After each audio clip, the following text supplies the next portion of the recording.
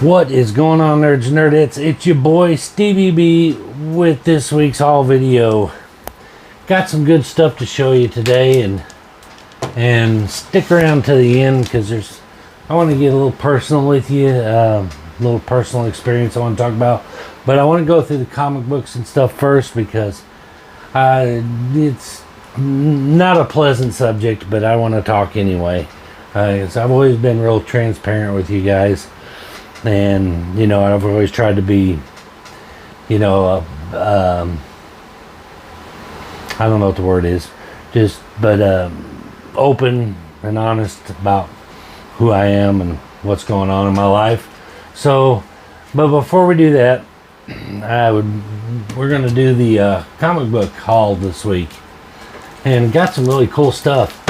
I've been on Whatnot, been a little bit on eBay, and so got some good stuff. And we will have a show. We will have a weekly haul next week too, because I got some other stuff in the pipeline.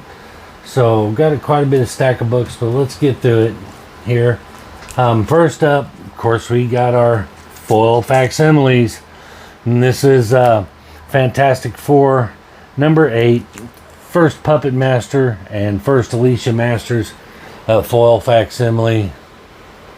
I know my buddy Tim, the comic collector, is going, "Oh, Stevie, not Marvel," but hey, Marvel makes some cool foil facsimiles too. But digging that. Next up, probably one of the most iconic Alex Ross covers ever made. I think if when you think Alex Ross, you think of this cover. At least I do. I don't know about you guys, but this is the Batman Harley Quinn number 1, and this is the first Harley Quinn in DC continuity, and it is a foil facsimile with that gorgeous Alex Ross cover. And Jim Aparo in the interiors. So that is I could be wrong about the interiors. You correct me in the comments. But anyway, like I said, I do not have the original of this, oddly enough, but I have the foil version, so that's better. Probably not from a financial standpoint. And next up, I got this collection off of Whatnot. He had all 4 of them, and I only had 1 in my collection. So I got 1 duplicate. I believe I have number 1 in my collection, but I didn't have 2, 3, and 4. This is based on the 80s action figures, and with Carmine Infantino art. And this is the Superpowers mini-series. So I was stoked to pick that up. We got 1. Number 2. I need to be flipping these upside down so I keep them in order. Number 3. And number 4. So I got the complete mini-series of that finally, so I was stoked to get that. Really, really good price. I think I got them I think it was $2 a piece. And this is a little minor key. The first one is the first appearance of Samurai. Forgot to mention that. But I think I got them for $2 a piece, or I think I got all 5 of them for like $5, or all 4 of them for like $5. Give me a little break on them. So I was happy to get those. And then to add to my Justice League fillers, and I got a Justice League number 151 with that Dick Dillon cover. Awesome. I love these old Justice League books. Probably not a run I'll be able to put together anytime soon. I got them in. And I also got number 141. First appearance of Manhunters. It's a little minor key there, so I was happy to have that. And then we got number 139 with that Neil Adams cover. Can't go wrong with some Neil Adams. These are all in remarkably good shape considering, you know, how old these things are. These are 60s, I believe. I don't have a date on them. I'm pretty sure they're 69, maybe 70. But Neil Adams, gotta love it. And I can't pronounce the artist on this, but we got 127, I Will Do My Best, Tajana Wood, and Gaspar Saladino. I wrote it down because I would never be able to pronounce that, and I probably butchered it. Tajana Wood. But anyway, love that. Superman just punching Green Lantern in the cake hole. Gotta love it. Another little minor key is the wedding of Adam Strange and Alana. So this is Justice League number 121. Again, remarkably good condition for the age. These may be 70s. I may be a little overselling them. Yeah, they are. These are 70s. I apologize. I should have just looked at the price. That would have told me. This is actually 80s. So this one's older. So these are 80s. I am way off. Yeah, these are actually 80s. Maybe even in the early 90s. I'm bad. See, you get it all. But another Neil Adams cover. But love it. I'm digging it. And this is an oldie but a goodie. Love this. This one might be 70s actually. Or 60s, I'm sorry. Another Neil Adams cover. This is a great Neil. This is some classic Neil Adams here. And again, man, this one, it's got some spine ticks on them. So I mean, it's got some wear, but the rest of it's intact, pretty good, in great shape. No dog ears, just some spine ticks, really. So I was happy to get that. Then, see, Tim, I got some DC for you, man. And then Superboy number 142. I absolutely love this cover, and this one is in phenomenal condition. But this is 66 or 67, I think. But it's a Kurt Swan cover.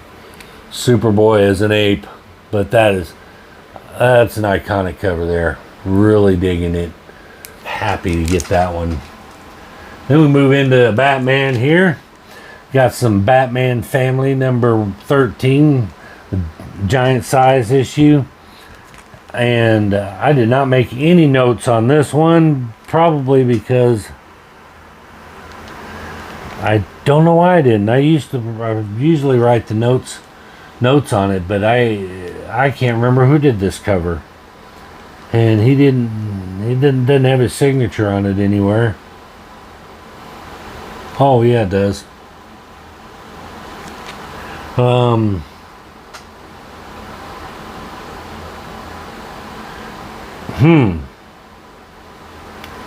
don't know. You'll have to help me out in the comments. Forgot who did this. I thought I wrote it down, but I did not. Did not do my due diligence, but love the cover. Beautiful cover.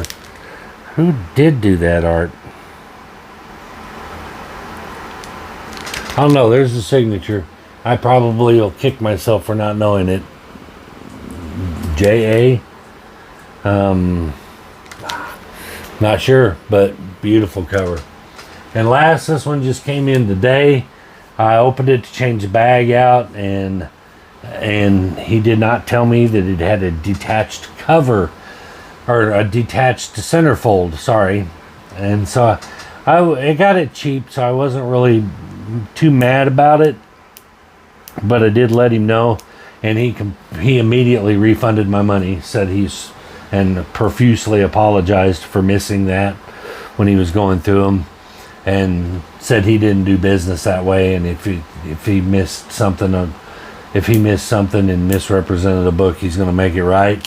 And I wasn't looking for a refund. Told him I wasn't looking for a refund. Just was letting him know that, hey man, you got to open them up too. But this is Superman number 195 with some Supergirl and Crypto action on the front and another Kurt Swan cover. So I'm not mad. I got it so cheap that even with a detached centerfold, it still was probably pretty cheap for this book. So I wasn't too mad. But anyway, I was stoked to get those. Got some nice Silver Age and Bronze Age stuff. So, and that's what I'm kind of focusing on, other than my full facsimiles, because I'm a mark for those things. I know I am. But anyway, but let me know about that Batman one. That just bugs me. I should know this. I should know who that is. But my mind is on other things, and I'll tell you why. And I want to get a little serious with you guys right now, because this is a kind of serious subject matter. And I struggled on whether to even bring it up on the channel, because I don't like to bring the mood down too much. But if this can help someone, then I kind of owe it to my 1,100 viewers out there to put this out there in case somebody's going through some stuff. I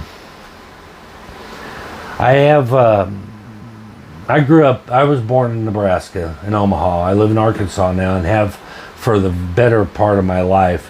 Never really had a relationship with my father, my biological father.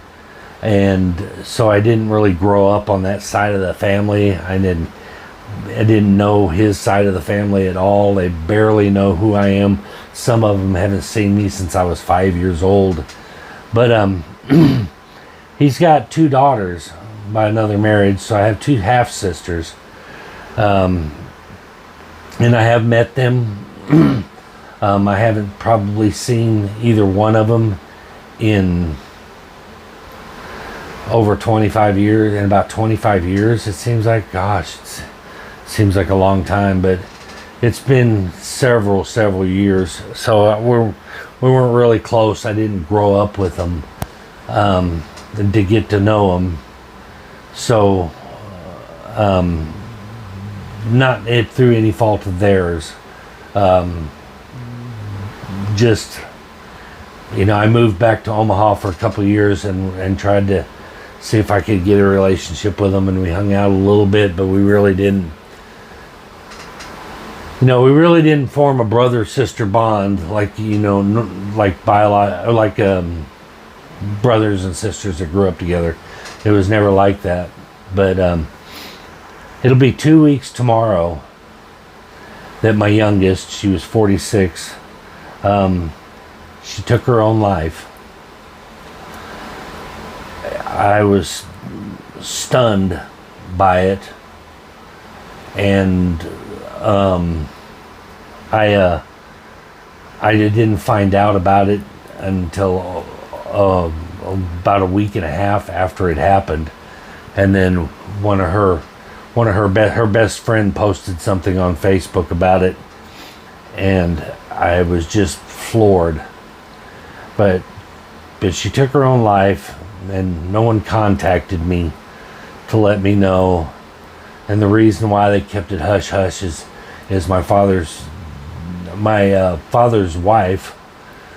Her whole side of the family was raised in devout Catholics, and if you know anything about Catholicism, you know that suicide is considered a mortal sin. So they kept it really quiet, and they didn't think to let me know what was going on. But that's neither here nor there. That's not my point. That is just something that's a product of not being really part of that family for so many years, and didn't grow up with them, and it's hard for them to remember that they have a brother out there, a half brother. But my point is that no one saw it coming. she was always happy and really bubbly and cheerful, you know. And she had, the problem is she had 4 kids, young kids, you know, teenagers and younger, and she's left them without a mother. Now, trying to think of how I want to say this or how to talk about this, because it's a very sensitive subject. Look, I understand that there are times in your life when you've hit rock bottom and you think that nobody would miss you, or that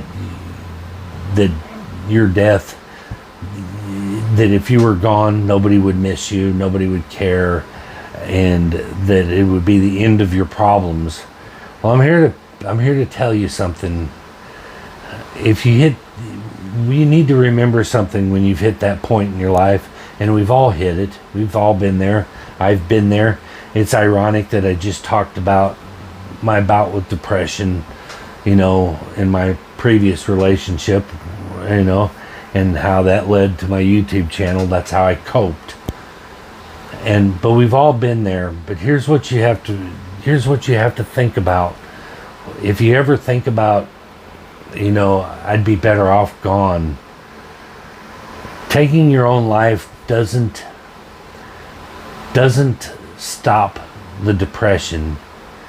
It simply passes it on to your loved ones.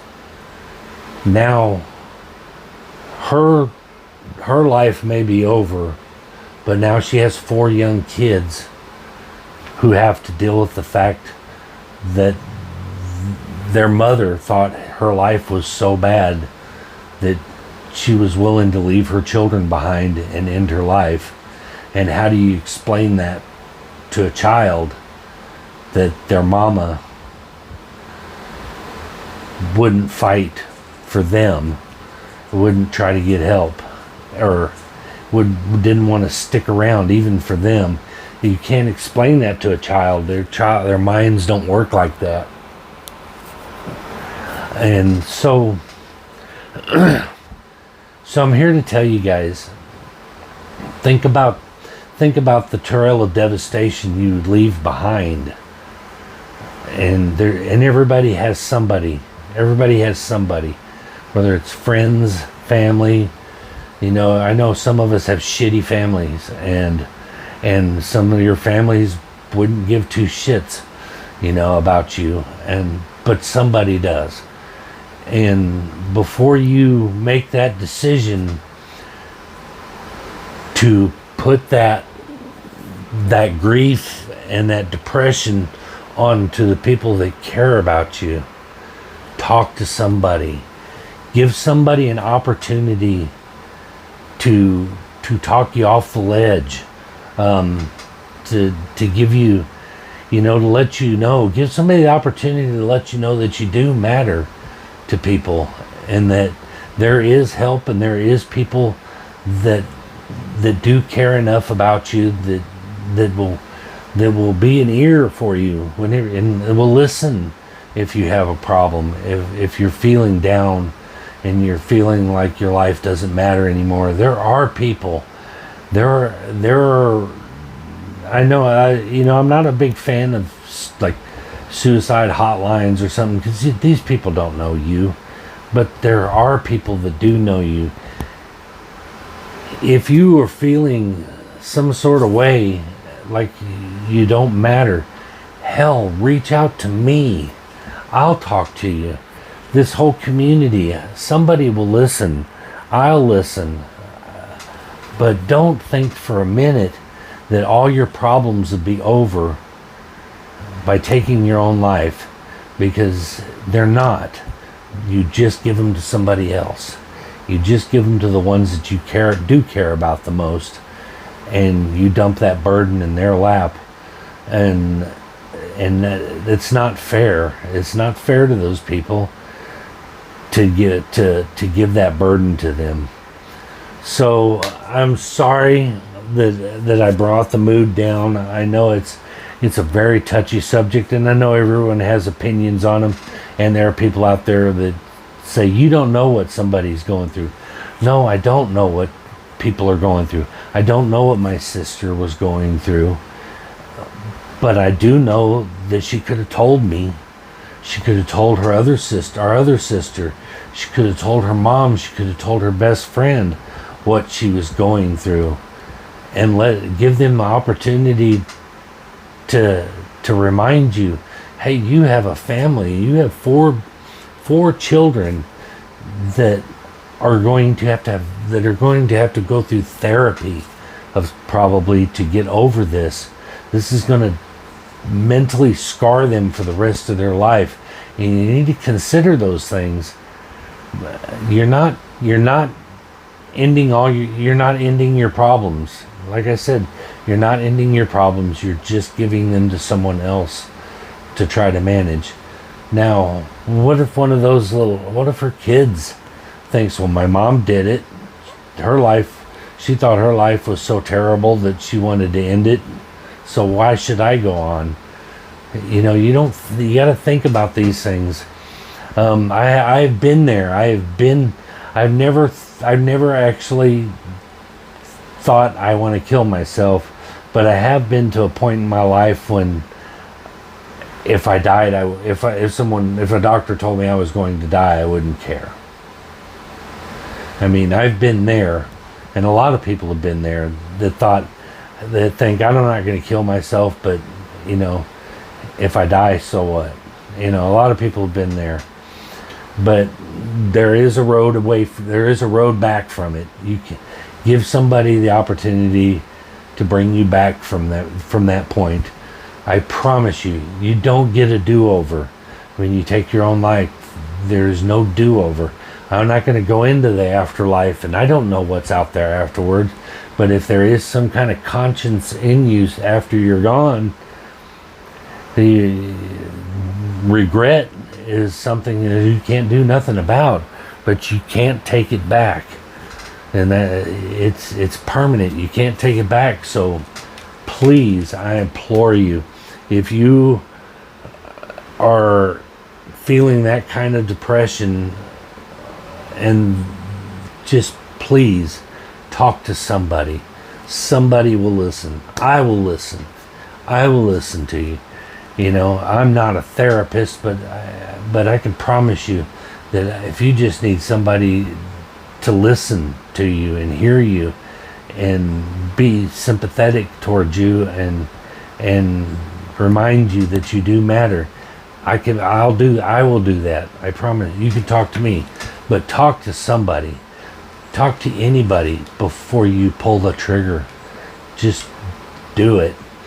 But anyway, I'm coming down off my soapbox. I understand that it's a downer to talk about, and I just hope that if there's anybody out there that's watching this video that's standing on the ledge, that maybe they took a step back and thought, maybe Steve's got a point. Maybe I should, I never thought about it that way, and they may change their mind.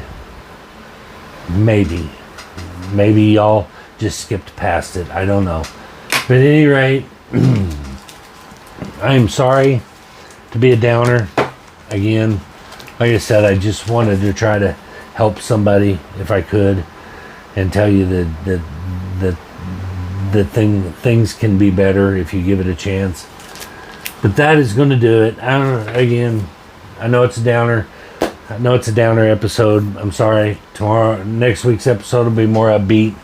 But that's why I wanted to end the video with this instead of beginning it, because I wanted you to enjoy the video and then the content, and then if you choose not to hear about this, you can skip past it, but you can still enjoy the haul video. But that is going to do it for this week's video.